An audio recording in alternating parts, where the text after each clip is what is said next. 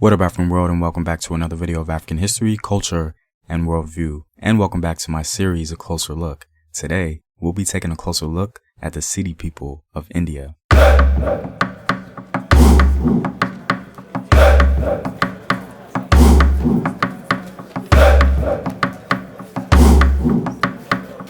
And as always, if you want to support the home team, you can do so on patreon.com. I have some new rewards for you guys, so be sure to check that out. Also, go to Afrographics.com, a website where you can find unique illustrative infographics summarizing African history.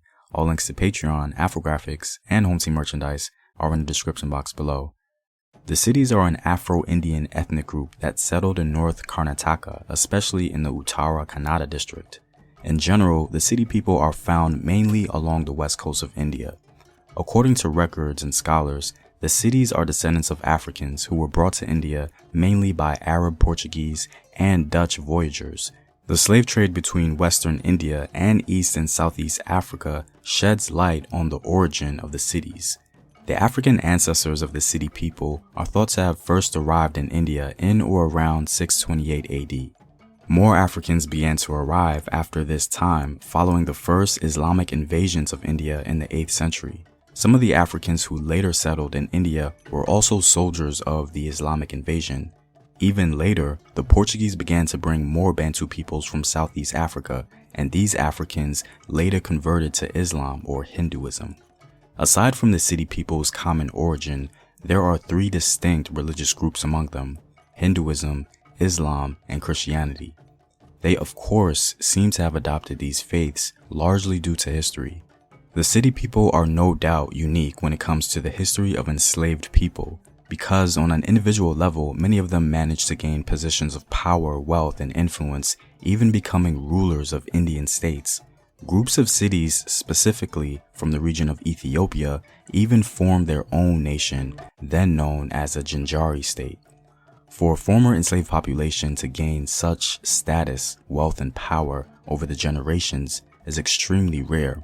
The fortified island of Janjira is situated just within the entrance of the Rajapuri Creek, which was an anchoring place for the Siddi vessels. It divided the Janjira State into the northern and southern sections.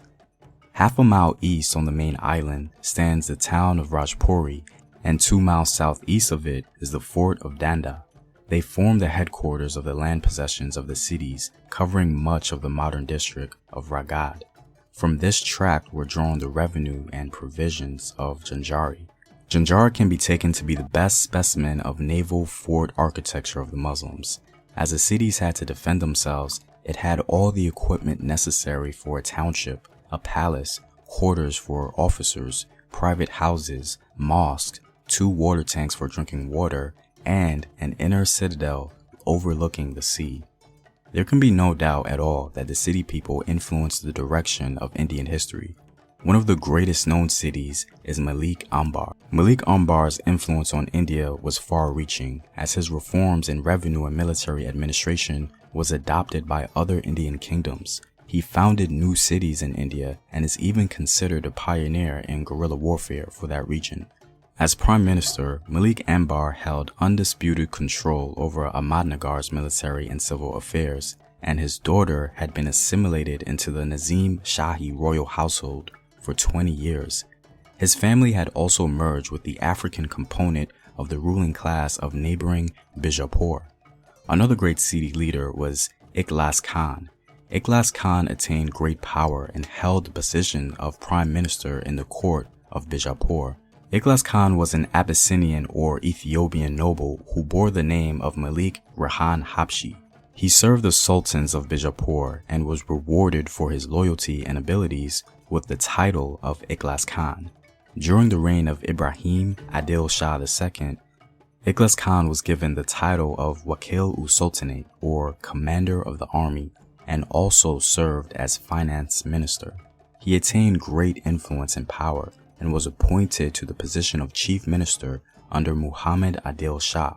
The importance of Ikhlas Khan is evident from the many royal paintings in which he appears alone or with his royal patrons.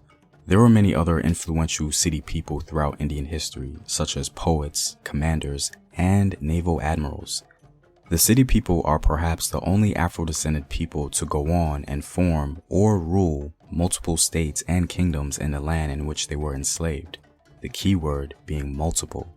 Unfortunately today, Siddi history has been largely erased in India, and many are in poverty due to the discrimination and lack of opportunity they experience. But the history of the Siddi people, like many Afro-descended people around the world, shines very bright once given the chance to do so. Well, I'm all out, guys. If you like these videos and want to help out in its continued production, you can do so on patreon.com. The link is in the description box below. Know thyself. Remember your ancestors. Peace.